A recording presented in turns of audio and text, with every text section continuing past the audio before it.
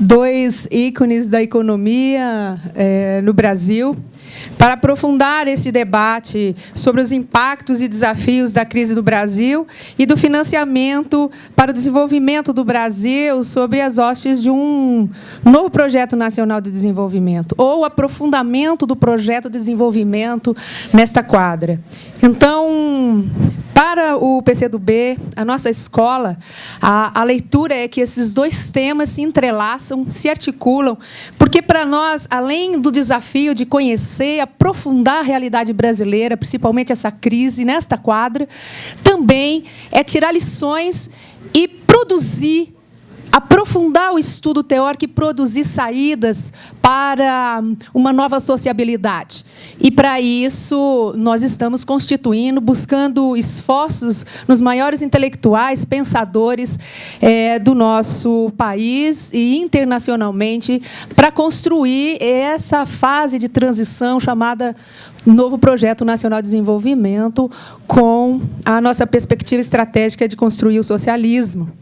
E essas mudanças, calcadas no governo Lula e Dilma, trazemos aqui ao debate, que é a complementação do primeiro encontro, ou primeiro seminário de estudos avançados que fizemos no ano passado, e agora retomamos com esse olhar que foi ontem sobre a crise geral e as questões geopolíticas e geoeconômicas. E agora, para debater esse tema que colocamos aqui, temos a oportunidade de tratar uma das maiores autoridades brasileiras no mundo da economia, carinhosamente chamado o guru da economia brasileira, o professor Luiz Gonzaga Beluso, professor da Unicamp, Facamp.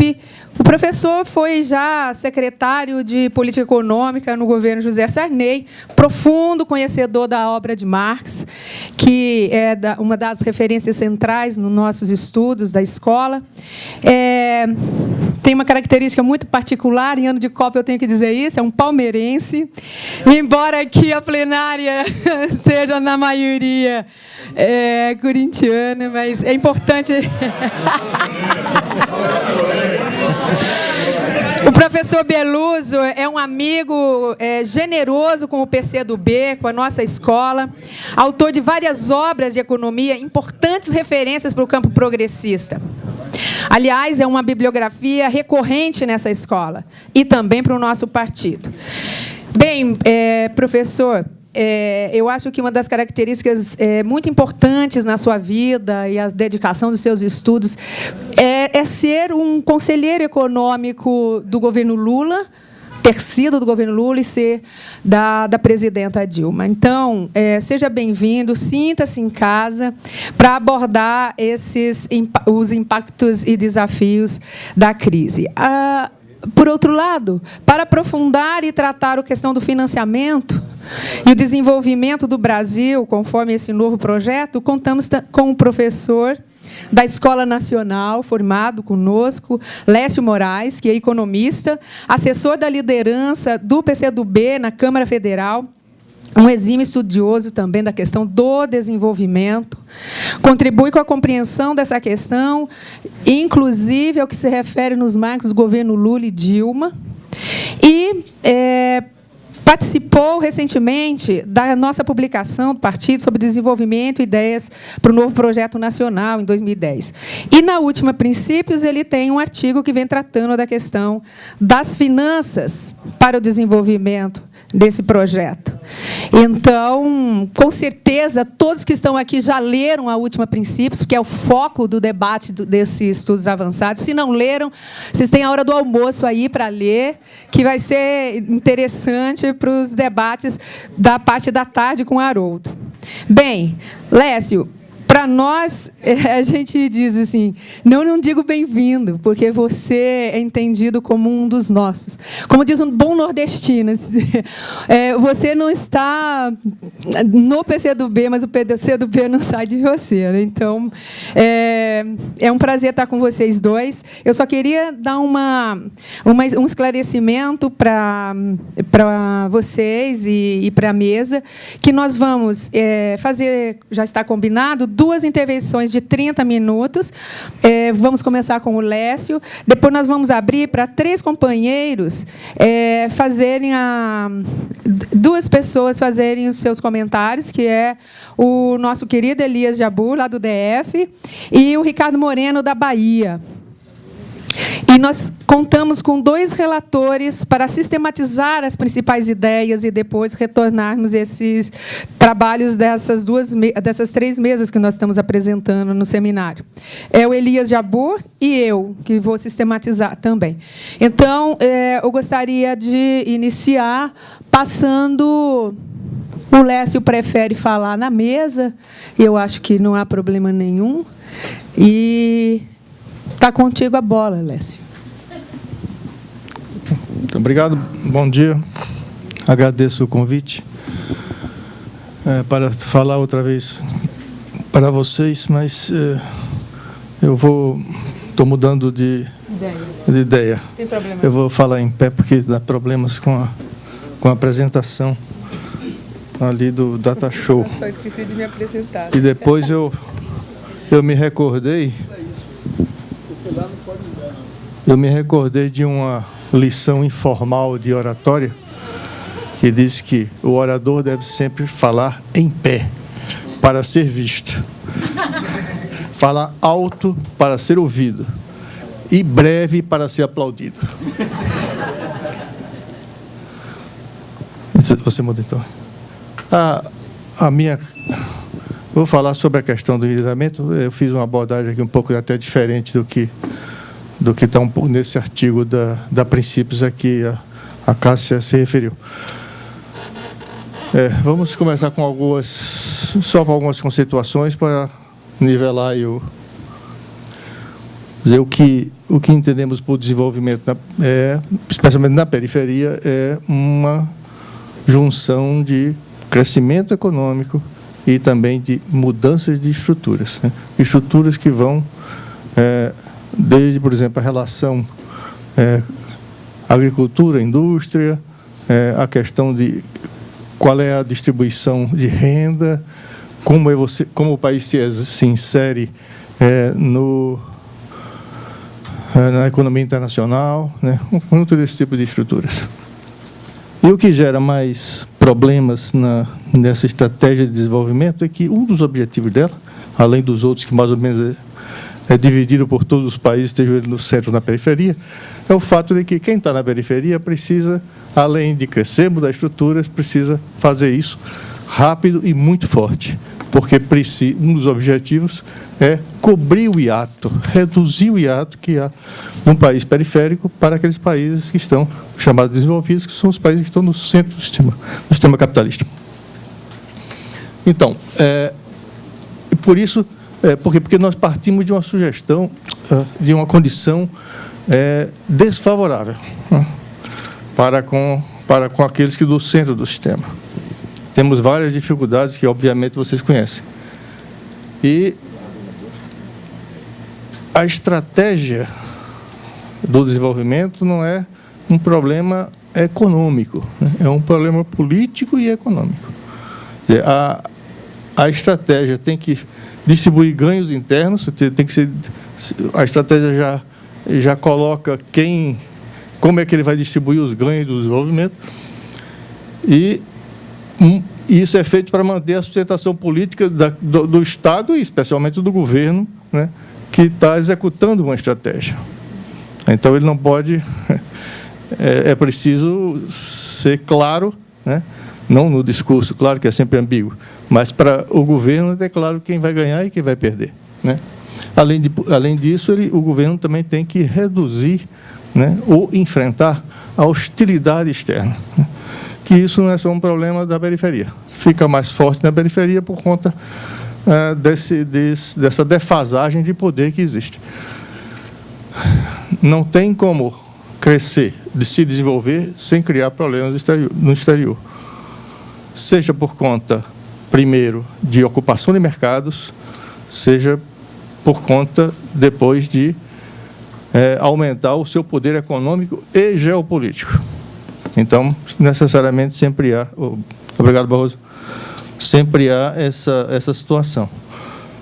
E por isso que ele é uma coisa muito... O desenvolvimento e a estratégia é uma coisa muito complexa, né? Ele passa, né, pelo Estado porque ele precisa enfrentar as questões geopolíticas, né, que nenhum capital no mundo pode fazer essa tarefa, né? Então, do ponto de vista, do meu ponto de vista, a questão é que o Estado está sempre dentro, né? A diferença é o que ele está fazendo, né? A estratégia que ele montou, ou que pelo menos a que está servindo, né? Vamos. Então, vamos... Para adaptar aqui um pouco a conceituação marxista, o financiamento, ele não é apenas a questão de você ter, como você tem condições de crédito, e como você vai atrair um capital estrangeiro. O problema básico do financiamento é a ação de maximizar a criação de capital interno e capturando, expandindo o capital externo, maximizando isso. Ou seja, a questão da acumulação e também capturando os capitais que estão circulando no mundo, né? Isso é preciso fazer essas duas coisas.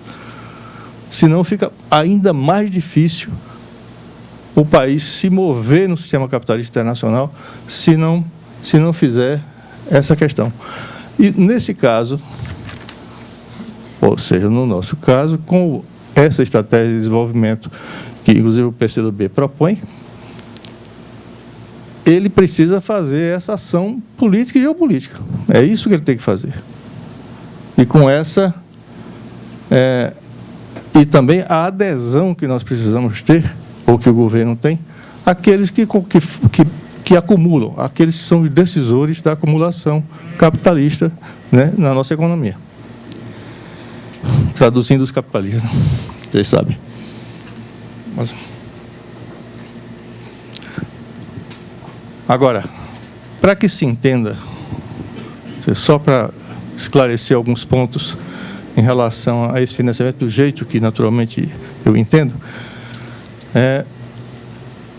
existem as fontes de financiamento, ou seja, aquelas formas de realizar o capital sob uma forma monetária, para que ele possa, com essa forma abstrata,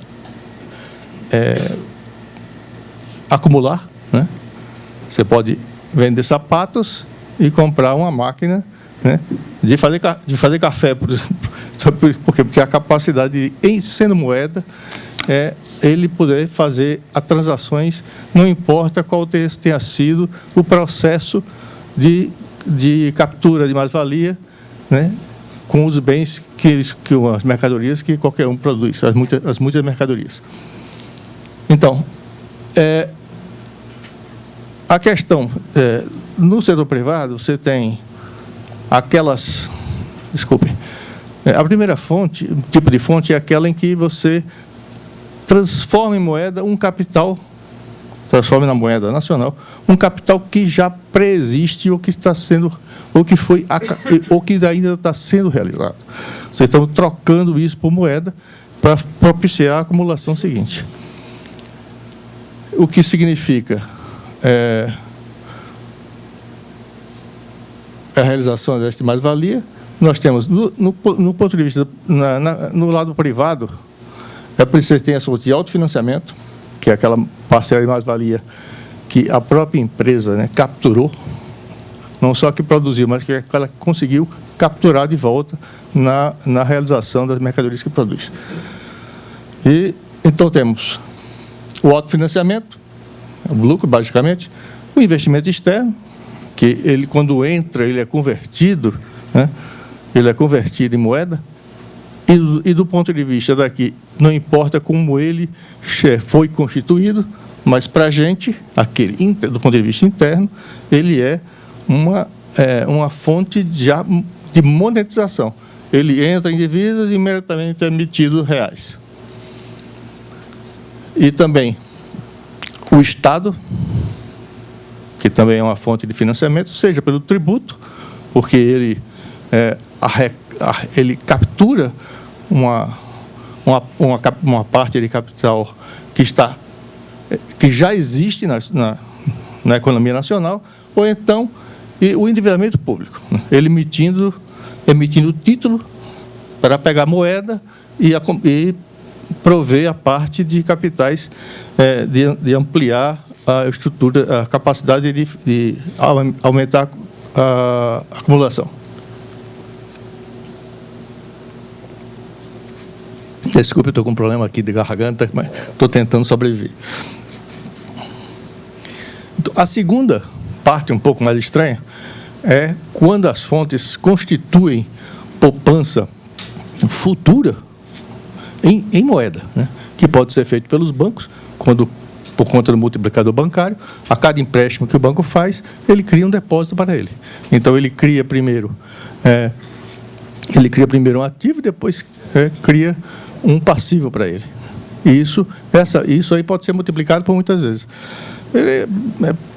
Em termos reais, um banco pode criar moeda do nada até 40, 50 vezes, 60 vezes o patrimônio que ele tem, usando esse mecanismo de criação de ativos e passivos contra ele mesmo. Isso, ele captura, né? Ele sai do nada e joga para frente para que a poupança seja feita e realizada. Caso não aconteça, naturalmente, esse é um dos problemas que acontece a crise no capitalismo. E a outra questão no Estado, emissão monetária, feita pelo Banco Central ou pelo Tesouro, depende da institucionalidade que existe. No nosso caso, é Banco Central. E, naturalmente, essa segunda fonte ela é muito mais elástica do que a primeira, porque você tem um estoque que tem um limite. Essa segunda forma de poupança, que cria uma poupança futura, de imediato já constituindo capital monetário, ele pode ser infinito, né? A dificuldade e o problema que existe, o freio que existe é a inflação, né, que ele pode produzir, já que não dá para organizar a emissão de moeda bancária ou a emissão monetária do Estado com aquilo que ele vai realizar, que ela vai conseguir transformar outra vez em dinheiro. Então, esse problema é um dos problemas que passam, que são o substrato, digamos, do problema da crise capitalista. Ok. Agora, vamos para frente agora. Isso aqui, esse autor, ele coloca essas três formas em que se financiou o capitalismo historicamente. E vocês veem que esse modelo do anglo-saxão, que é baseado em mercado de capital, ou seja, que seria o fato de que não apelariam para o endividamento, que é o fato da emissão monetária por bancos e pelo Estado, e faria apenas aquilo que chama a poupança disponível, já disponível. O da França, do Japão e também o da Alemanha são modelos diferentes de endividamento, ou seja, aquilo que ele saca contra o futuro. E, naturalmente, isso aqui é uma coisa central, né? Todos fazem do mesmo jeito, seja como mercado de capitais, seja como instituições bancárias. Agora, o modelo padrão é um modelo que deu certo para o país hegemônico. Então, literalmente, ele considera aquilo que ele fez com aquilo que é bom para todos. Mas todos nós sabemos que há diferenças que são históricas entre todos os países e os seus sistemas capitalistas que fazem com que essa forma de financiar o investimento seja diversificada. muito diferentes entre eles. Mesmo países como Japão e Alemanha, por exemplo, são países bem-sucedidos no sistema capitalista, eles fazem de uma forma diferente. E, na verdade, esse modelo anglo-saxão praticamente só deu resultado entre os anglo-saxões, que exige isso aqui, que exige sempre... no mercado de capital, você precisa sempre de ter capitais já existentes, já disponíveis.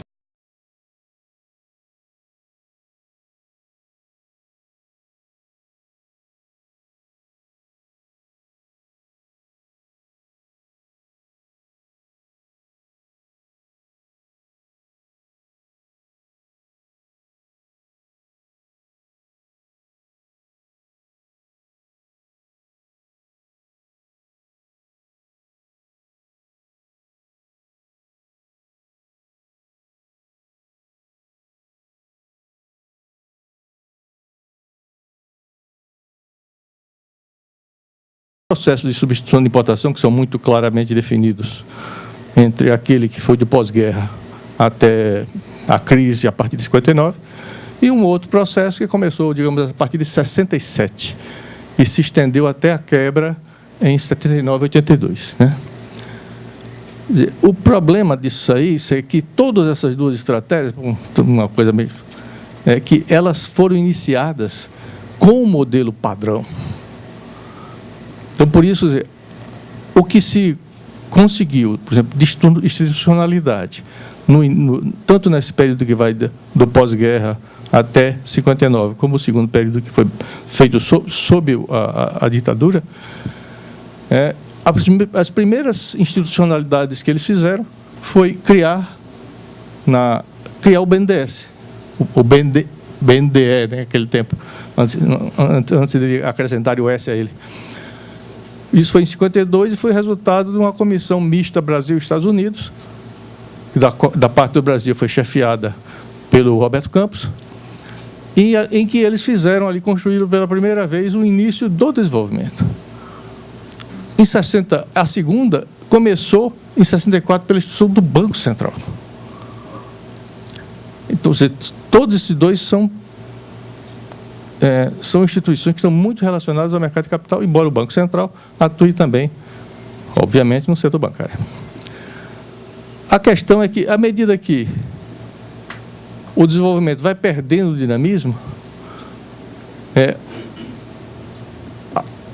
as fontes privadas para acumular o capital produtivo, elas vão se encolhendo, elas vão saindo do campo, né? E aí o que é que acontece? O Estado imediatamente cria um modelo pragmático que vale tudo, né, principalmente que vale a própria emissão monetária sob a forma de crédito ou no mercado de capitais, ou mediante a emissão de moeda, sacando contra o futuro, e vai, enquanto que esse processo vai continuando, com o capitalista saindo do investimento e o Estado entrando, né, e também expandindo, como foi no caso concreto, na década de 70, quando começou o dinamismo foi perdido a partir depois de 74, a expansão de empresas estatais produtivas, substituindo o recuo das empresas privadas. E o que é que acontece? Eles, tanto em uma como outra, acabou o Estado criando esse processo, criando crise cambial, crise fiscal e processos inflacionários. Nesses dois momentos aconteceram isso. Agora, essa instituição a criação dessas instituições, como o BNDE, que é um banco de investimento, ou o Banco Central, eles foram também sendo rapidamente adaptados, né? Especialmente quando começou a parte do modelo pragmático, quando o desenvolvimento perdeu o fôlego, geralmente por conta da dinâmica do capitalismo internacional. E quando você cria essas instituições, elas também acontecem a partir dessa adoção, dessa ação pragmática do Estado, ele começa a adaptar, né, a instituição criada à nossa própria situação, ou aquilo que o governo pode fazer. Como, por exemplo, o caso do BNDE, né? Vê-se que houve uma clara adaptação. Enfim. Na nossa fase agora, que vai 2004, por aí, que foi uma retomada do desenvolvimento, com base numa substituição de importação bastante alterada, que é internalização de processos, né, de cadeias produtivas, né, entre outras coisas que aqui nós temos tempo. Quando a crise externa partir, você vê que a partir de 2004 você teve uma organização diferente, né? E que criou uma série de circunstâncias que também apoiavam politicamente, davam sustentação ao governo, né? E condições também de ficar mais ousado na inserção externa do Brasil. Mas depois de 2008, quando a crise, né, quebrou o capitalismo internacional, mesmo que esteja sendo reconstruído já, no mesmo instante que ela quebrou, começou a ser reconstruído, o que aconteceu é que o investimento privado recuou, na verdade, muito, por conta, especialmente, nas fontes de financiamento privado. Houve um grande recuo e vamos ver daqui a pouco algumas tabelas que mostram isso. Então, para fugir da estagnação, o governo Lula fez um modelo completamente pragmático, atirando para todos os lados, inclusive criando capital a partir do endividamento público.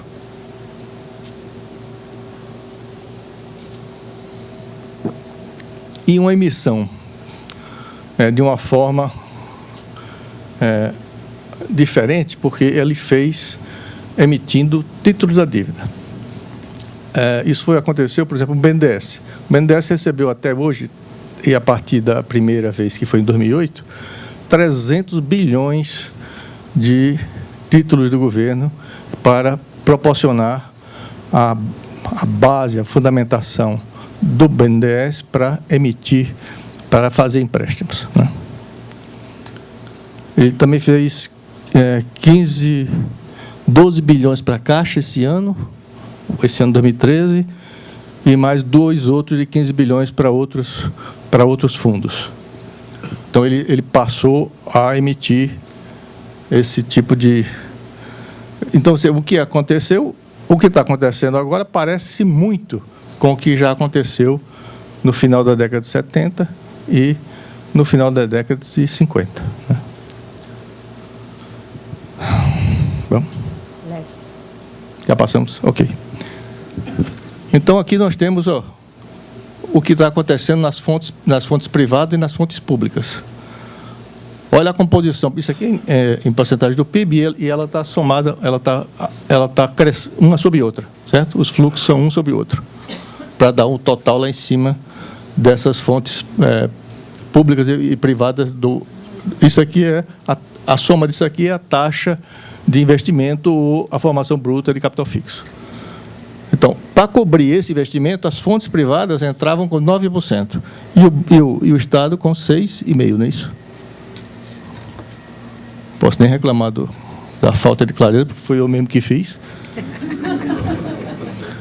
Então, vocês veem que o corte da crise de 2008 é claro, né?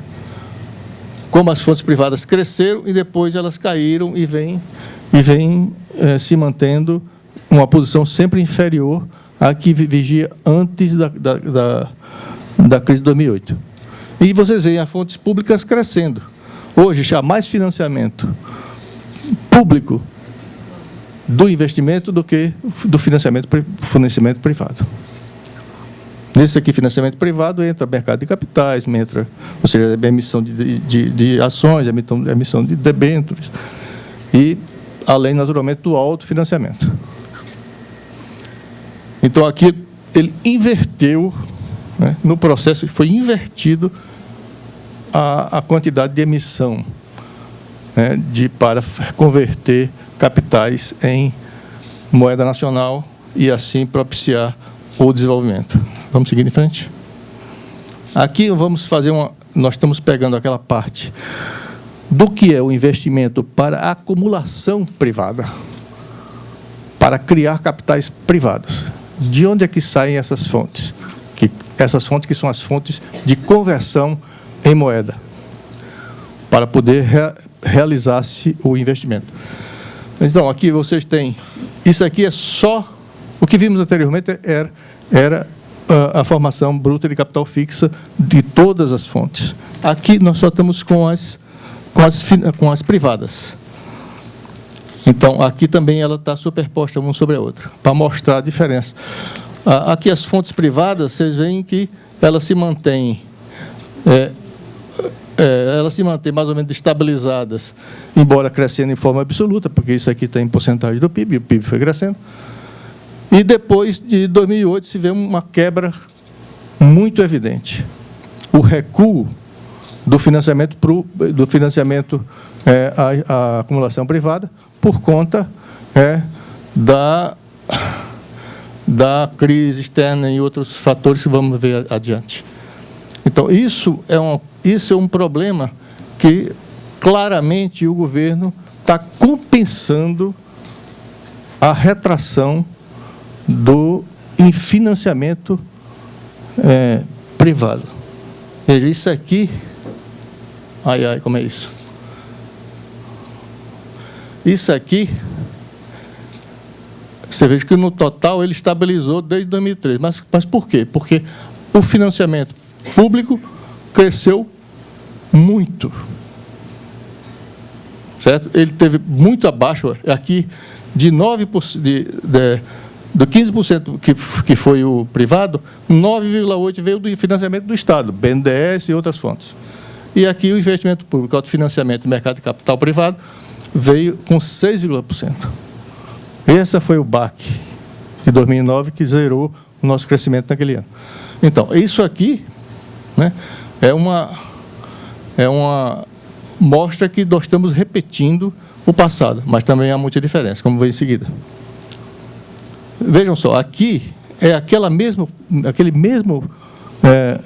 gráfico anterior, mas destacando o mercado de capitais, que passou a ser, antes não existia, agora passou a ser incipiente. Dessa fonte privada aqui, isso aqui é a parte de autofinanciamento de fontes privadas, esse aqui é mercado de capital privado também, isso aqui é o BNDES. Ele passou a financiar de 2% do PIB para o financiamento do investimento, passou para 4%, ele duplicou. O BNDES hoje é como se fosse uma instituição macroeconômica, de tão grande que ele ficou. Ele emprestar 4% do PIB para financiar 4% do investimento, em cima de uma taxa de 19%, é muito grande. Então, isso aqui, vocês vejam, por que o nosso o ex-presidente do Banco Central, que é o... Esqueço o nome. Não, no tempo do Fernando Henrique. Armínio Fraga. Por que ele está tão brabo na vida? Porque quando o BNDES cresceu isso aqui, você vê que aqui ele foi mexendo. O Armínio Fraga tem um fundo de investimento que está aqui nessa parte do gráfico. Ele está perdendo muitos negócios. E é impossível enfrentar o BNDES, porque as taxas reais são muito baixas, ou muitas vezes também são, e até negativas em parte dela. Esse é o problema que está acontecendo. Claramente, o Estado substituiu o financiamento privado. Isso não significa que o financiamento privado caiu, mas não significa tanto, porque não é apenas essa parte aqui. Ó. Isso aqui, o que foi constituído de investimento é isso aqui tudo, certo? De financiamento privado. O problema é que nós estamos vendo a parte que foi de conversão em moeda como capital dinheiro. Vamos seguir à frente. Então, já concluindo, nós vemos que a composição das fontes de financiamento, eles se repetiram, né? mas teve algumas diferenças significativas.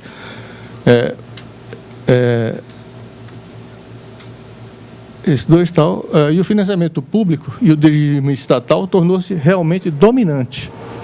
E essa é uma questão difícil de enfrentar. A pressão sobre, porque nós temos pressão sobre equilíbrio na conta corrente externa e agora característica, que é uma característica nossa, diferente do ano passado, das vezes passadas, é que nós perdemos industrialização. Vamos seguir em frente. Temos aqui, continuando o balanço. A retração que vocês viram no financiamento privado para acumulação, ela reduziu-se bastante, mesmo em termos absolutos. Então, ele pode ser causado por 3 fenômenos, 3 causas. Primeiro, uma cautela frente aos rumos da economia mundial. Depois, uma certa desconfiança política e ideológica que eles têm, especialmente quando vai se ampliando, né, o financiamento público e tocando, né, o investimento total, vamos dizer assim, a fórceps. E um problema que é uma causa involuntária, que é que o aumento muito grande das fontes privadas, especialmente do BNDES, eles foram substituindo o investimento privado, na fonte privada, no investimento privado. Porque é muito melhor você ter uma parte de dinheiro e aplicar, mesmo que sejam taxas reais de 6% ou 7%, digamos, 5%, do que você colocar o seu próprio capital ali dentro, já que você pode pegar aplicações financeiras que rendem mais do que isso. Então, claramente, aconteceu isso também nesse processo. Então, aqui é que nós temos o de novo. Aqui os ausentes, né? Tal. Já falei aqui. Pressão inflacionária, que até presente está sob controle. E também uma crise cambial é muito remota, por conta da acumulação de divisas que nós temos. Que em contrapartida custam caro, mas enfim. E essa inédita suspensão da restrição externa, que é a capacidade que o país tem de sobreviver a um corte de crédito externo. Que ela afeta não só o investimento, que praticamente fica paralisado, como também afeta aquilo que é o que vem da conta corrente, né, externa. Agora, 2013, vocês veem que, para vocês não ficarem achando que eu estou tocando terror, 2013 tem uma pequena diferença e houve uma ligeiro acréscimo do financiamento privado de volta, né? Agora, o problema é que não dá para confiar nisso, né? Isso pode ser muito bom, pode ser uma saída do fundo do poço, que foi 2012, mas, né, a sua continuidade é incerta, né? Por causa, inclusive, especialmente da influência da crise internacional. E os problemas com o capitalismo, com a acumulação privada.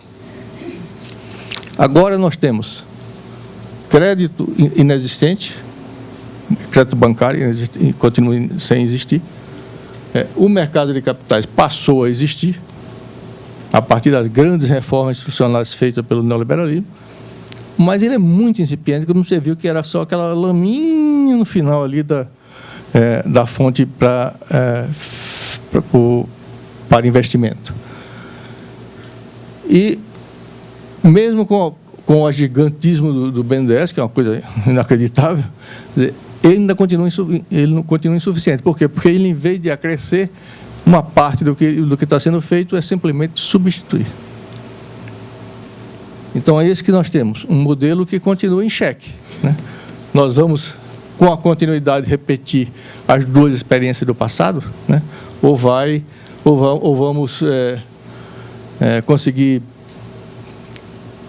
partir para outra, né? Retomar o investimento. Então, uma parte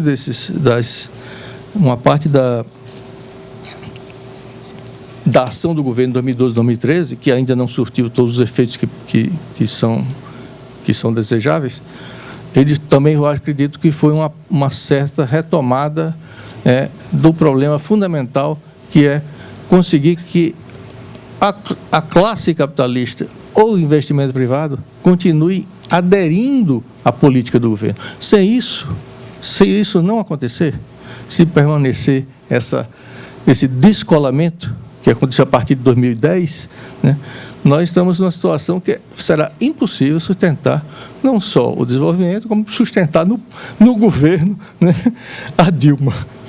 Então, esse é um problema fundamental e é isso que eu queria trazer para vocês. Muito obrigado.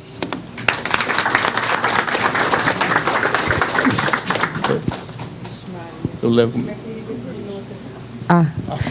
Bem, obrigada, Elécio.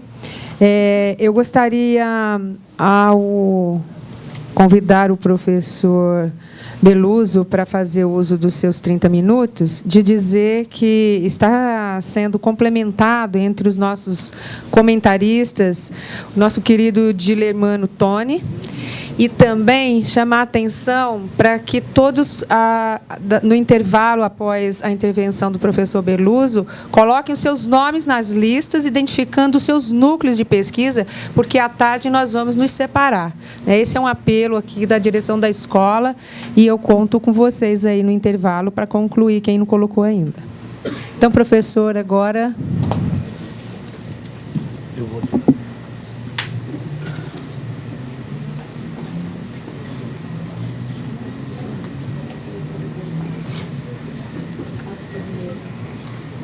Bom, depois da exposição do Lécio, eu vou buscar pontuar algumas questões que ele levantou, né, sobre a diferença entre os padrões de financiamento, que é importante a gente tratar, né. Ele, acho que usou uma classificação entre os modelos com base bancária, né, como é o caso do Japão e da Alemanha, e os modelos de mercado de capitais, que ele chamou de anglo-saxões, né. Isso tem raízes históricas, né, porque, como vocês vão perceber, os modelos em que predominam os mercados de capitais são, em geral, os modelos dos países dominantes. Isso foi o caso da Inglaterra, no século XIX. Né? A Inglaterra era o centro financeiro do mundo, né? E, ao contrário do que as pessoas pensam, no século XIX, basicamente, a Inglaterra tratava de avaliar nos seus mercados os títulos da dívida pública dos países, em geral dos países emergentes, né? Emergentes ou dos países periféricos, né? E quase todas as crises que ocorreram financeiras nasceram, né, de crises de financiamento externo feitos pela Inglaterra, crise das dívidas públicas dos países periféricos e crises que eram acompanhadas de crises que queda de preços das commodities exportadas, né? E os ingleses tinham o hábito de colocar na alfândega os seus inspetores, né, para recolher o negócio já ali quando aparecia. Então, essa sempre foi a forma de organização financeira dos países dominantes, né?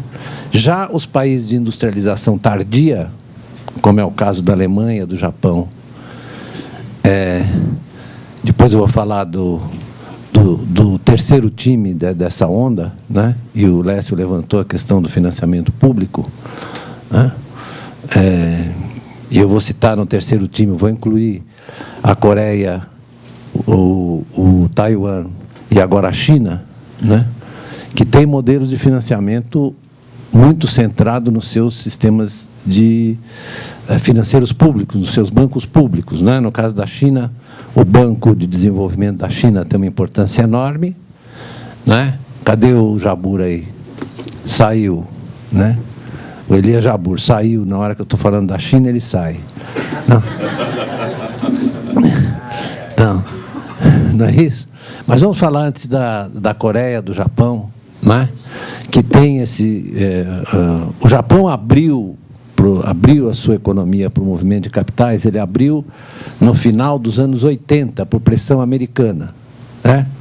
Porque ao longo dos anos 80, dada a articulação que os Estados Unidos estabeleceu com o resto do mundo, o Japão começou a internacionalizar suas empresas e ganhar espaço no mercado americano, assim como os coreanos, né?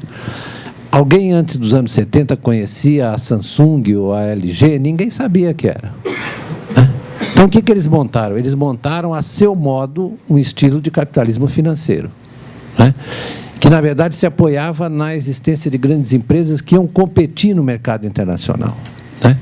Com o aparecimento da China, você multiplicou, potencializou isso, porque a China articulou por dentro, né, esse sistema de produção. Porque quando a gente fala da China, a gente tem que se lembrar que a China tem uma articulação produtiva, comercial e monetária com os seus parceiros asiáticos, né? Se vocês forem olhar um relatório do do Ministério de Indústria e Comércio do Japão, do METI, vocês vão ver que eles mostram que, por exemplo, o Japão tinha uma participação de 80% na produção de televisores de tela plana no mundo inteiro, hoje tem 34%. Por quê? Porque eles migraram a produção, o pessoal de Taiwan, os coreanos, migraram a produção, a montagem ou o processamento disso para a China, né?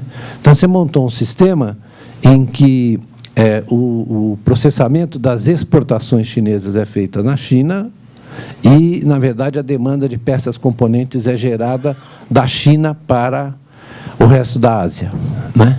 Então, quando a gente fala da China, a gente tem que olhar a configuração asiática em geral. E a China está promovendo Jabur, você saiu daqui, eu estava comecei a falar da China. A China está promovendo, através do sistema de swaps, de moedas, de troca de moedas, está promovendo a internacionalização do yuan, né? Agora eles estão, se vocês se deixarem enganar pela imprensa ocidental, vocês vão dizer, não, a China está, na verdade, adotando os padrões, digamos, anglo-saxões do mercado de capitais. É mentira, eles estão internacionalizando o yuan, né? Você sabe que eles fizeram conosco, acabaram de fazer conosco um swap de moedas de 30 bilhões, né?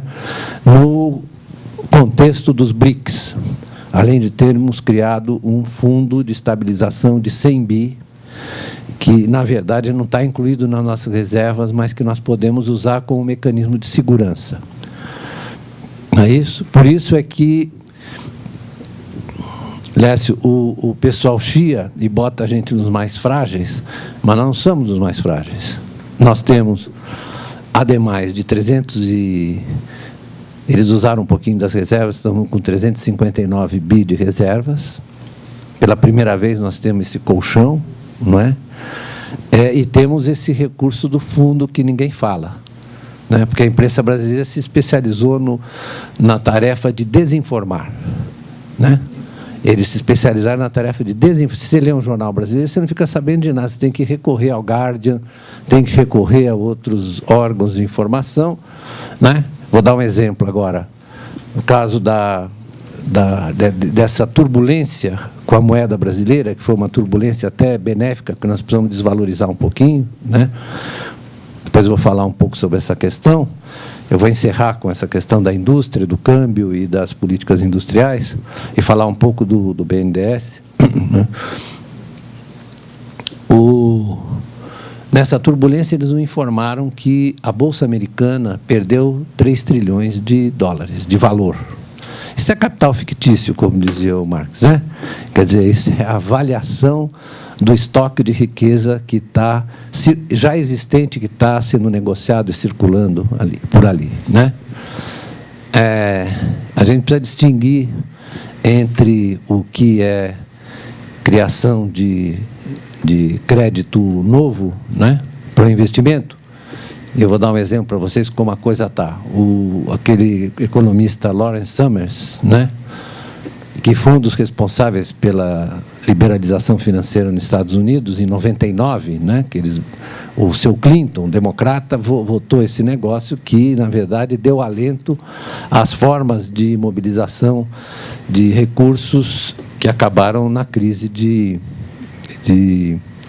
2007. Né? Eu não vou fazer a descrição disso aqui, porque não é o caso.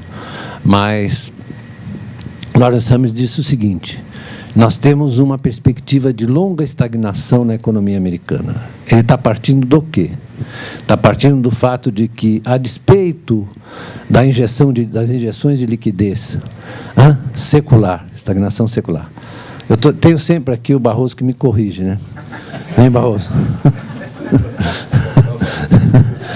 Mas, eu quero dizer o seguinte, fazer uma observação en passant.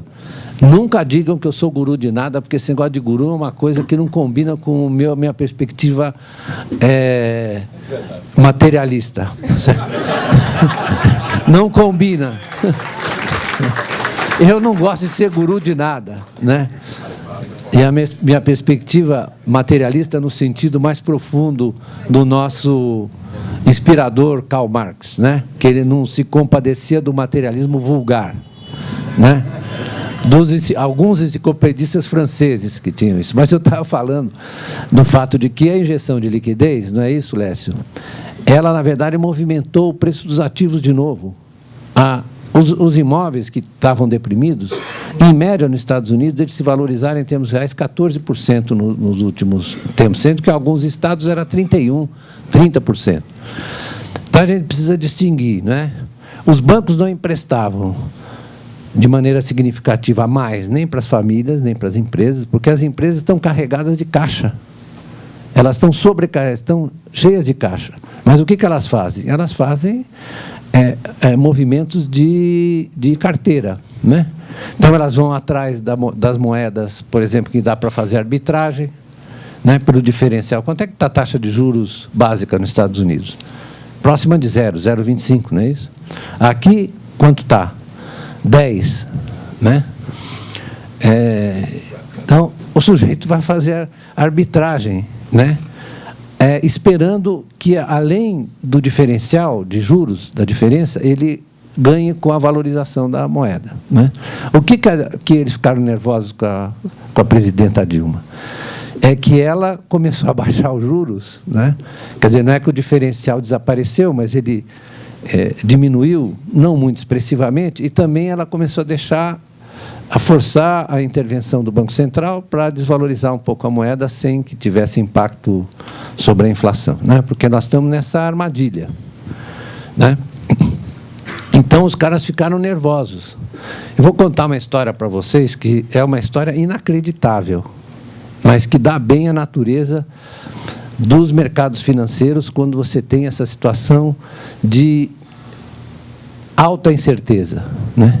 Então, eles reagem assim de uma maneira muito instintiva, digamos assim, né? Contrariando os postulados do homo economicus racional. Eles reagem com qualquer informação. Então, vou contar uma história para vocês de ontem, né? Foi lá no meu apartamento um jornalista do Estadão, do broadcasting do Jornal Estado de São Paulo, chama broadcasting, é assinado pelos caras do mercado. Então, eu falei, para quem eu vou falar? Esse negócio de para quem você vai falar é importante. Você vai falar para o mercado, é o pessoal do mercado que assina, paga esse negócio e assina. Eu falei, tá bom, então tá certo. Então, o que eu disse? Né? Eu disse, olha, eu sei que o governo está empenhado, ela falou lá em Davos, está empenhado em ter um superávit primário capaz de garantir que a política monetária não seja tão usada, porque isso está na cabeça deles. Se você sobe o superávit primário, você não precisa usar tanto a política monetária e até ajuda um pouco na desvalorização cambial, né? Foi exatamente o que eu falei. Eu estava em casa, brincando com meus cachorros, que eu tenho direito, né, depois de uma semana de trabalho, eu sou um velho de 71 que trabalha até agora, né, a despeito de aposentado. Então, eu estava lá brincando com os cachorros, eu recebo um telefonema de um amigo meu do mercado. Falou, você sabe que o pessoal leu e a Bolsa subiu 0,5%? Não, eu não estou inventando. Estou dizendo, o cara me telefonou. Aí telefonou outro. Falei, você vê como é possível? Sabe o que eles acham? Eles acham que eu falo toda hora que eu sou guru. Não. Eles acham que eu sou guru. Então, eu falei, é inacreditável isso. Isso dá a noção de como funcionam as expectativas no mercado financeiro. Né? Quando ele falou do mercado de capitais, né, ele falou de um sistema de financiamento e de endividamento em que você coloca uma empresa, por exemplo, né, ou um banco, coloca o seu papel num fundo, né, ou um governo, né, os fundos de pensão, por exemplo, absorvem esse tipo de... Nós temos um embrião, como disse bem o Lécio, de mercado de capitais, mas muito pequeno, né? Ainda muito pequeno, porque nós vamos ter que usar por muito tempo o BNDES, né? Porque a única instituição que, na verdade, financia a longo prazo e com taxas que são capazes de alentar o investimento é o BNDES, né?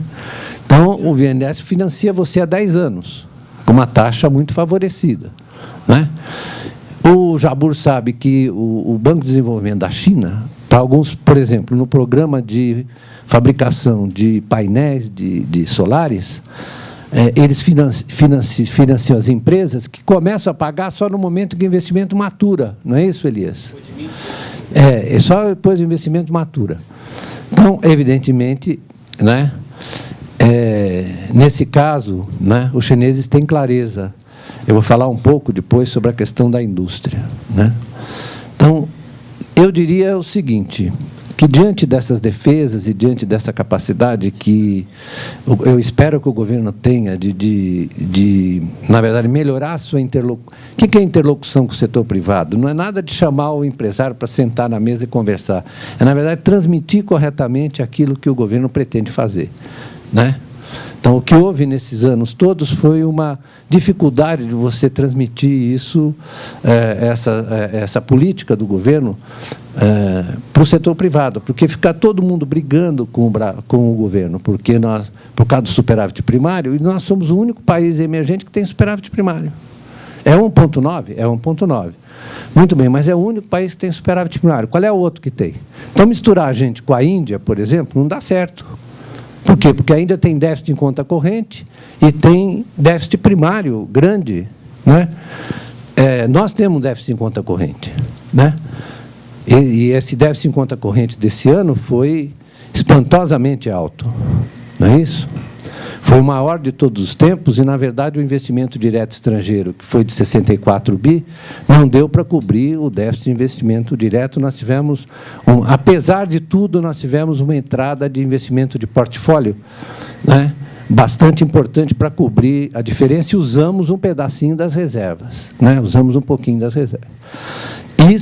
Com isso é que a gente tem que tomar cuidado, né? Eu tirei hoje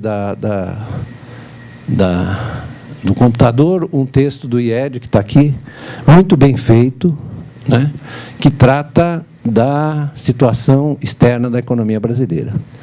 Então, é o seguinte, para contrariar aquilo que o Keynes disse, vou dizer, a curto prazo estaremos todos vivos. Que ele disse, a longo prazo estaremos todos mortos, né? A curto prazo estaremos todos vivos. Então, nós não temos problema de curto prazo, porque nós temos defesas suficientes, como eu mencionei, né? E o passivo externo de curto prazo é pequeno, né? Aquele que pode sair correndo, de repente, por causa de uma mudança na política americana, ou de um ataque de nervos que eles, em geral, têm, né? Mas, a longo prazo, o que preocupa é o seguinte, a participação dos déficits comerciais da indústria brasileira no déficit de transações correntes, ou seja, de todas as transações, é muito grande, né? É crescente, não é isso? E isso revela o quê? Uma fragilidade que vem se acentuando da indústria brasileira, né? E essa fragilidade tende a se acentuar se o Brasil não tomar providências muito drásticas, né? E eu vejo aí um problema institucional e, ao mesmo tempo, de percepção do setor privado a respeito da situação da indústria brasileira, né?